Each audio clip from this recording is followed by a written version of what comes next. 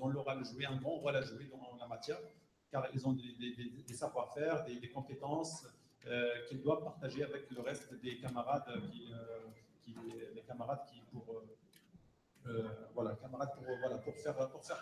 pour faire connaître la cause du RIF. Donc, un grand défi nous attend, c'est celui de l'organisation. Nous devons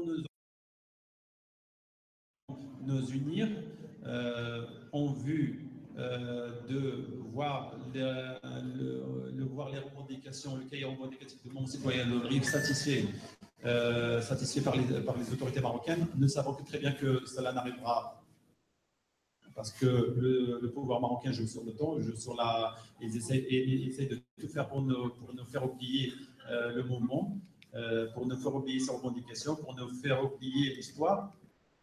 Jamais, parce que ça c'est notre passé, c'est notre histoire, et nous nous attachons à cela, car c'est notre passion, et personne n'oublie son passé, personne n'oublie son histoire, et nous serons toujours là à en parler, nous serons toujours là à en parler à nos enfants, à nos générations futures, pour la transmission intergénérationnelle.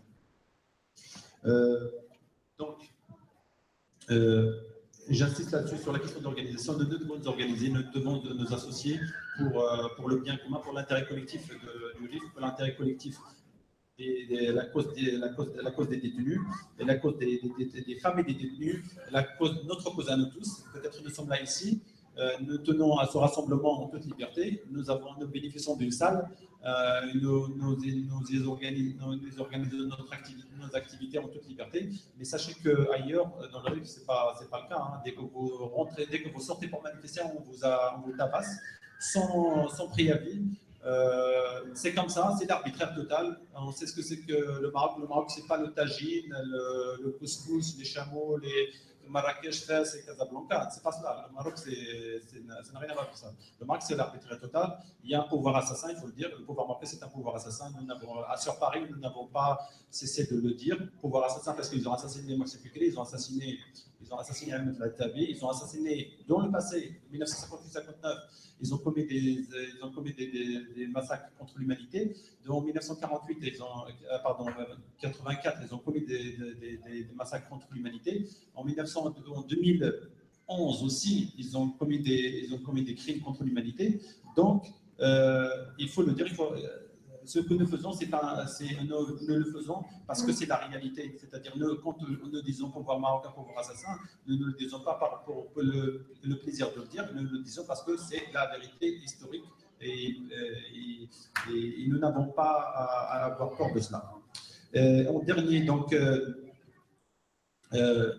puisque nous sommes en France, donc nous devons faire pression, que chacun de son côté fasse pression sur les autorités françaises afin de faire pression sur les autorités marocaines. Nous savons que la France et le Maroc sont des amis, et en l'occurrence, donc le jeudi prochain, il y aura le Premier ministre français qui va se rendre au Maroc. Je pense que s'il y a parmi nous des élus, s'il y a parmi nous des gens, des acteurs associatifs, voilà, je leur lance un appel pour qu'ils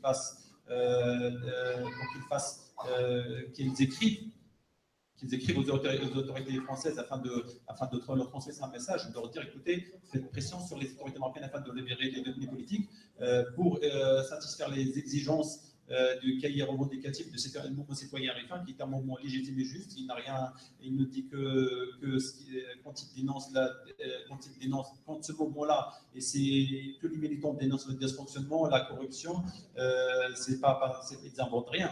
C'est une chose, ce sont des phénomènes qui existent. Même le roi lui-même, le monarque Mohamed VI, à plusieurs reprises, elle a dénoncé cela. Donc pourquoi lui, quand il dénonce cela, on ne lui fait rien, on ne l'emprisonne pas? Et pourquoi quand les militants lambda clament haut et fort dans les rues d'Al-Qasima ou ailleurs à Nador et dans d'autres villes du RIF, quand ils clament, quand ils crient à l'injustice, on les emprisonne et on les kidnappe et on les enlève et on les emmène à Casablanca. Donc pourquoi ce deux poids de mesure? Donc pour moi, c'est incompréhensible. D'un côté, on légitime ce que dit le roi en termes de dénonciation de ces dysfonctionnements, de ces insuffisances, de toutes les étapes que connaît l'administration marocaine et du pouvoir, et la pyramide du pouvoir marocain.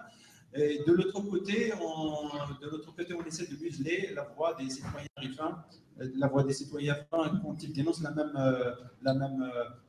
même phénomène. Donc, pour conclure, mon message, c'était pour dire, mon message et ma présentation, c'était pour d'organisation. Nous devons nous organiser, nous sommes en Europe, il y a tout le potentiel d'organisation. Nous devons profiter des possibilités que nous avons afin de mobiliser autour de nous, afin de sensibiliser à la question de ce qui se passe dans le RIF, parce que c'est très important. Les petites actions comptent beaucoup. Sachez que les petites actions comptent beaucoup. Et aujourd'hui, ce que nous faisons aujourd'hui, c'est un petit pas pour le comité de soutien rifin du Rhône, mais c'est un grand pas pour le RIF. Et donc, c'est pour cela que nous devons le saluer et les encourager et leur rendre hommage.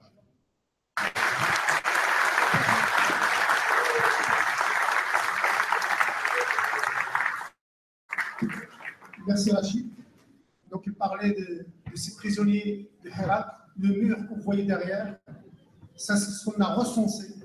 Là, il y a plus de 400 détenus. Mais comme ça sort, ils arrêtent. Et il y a plus de 1500 poursuivis. Dans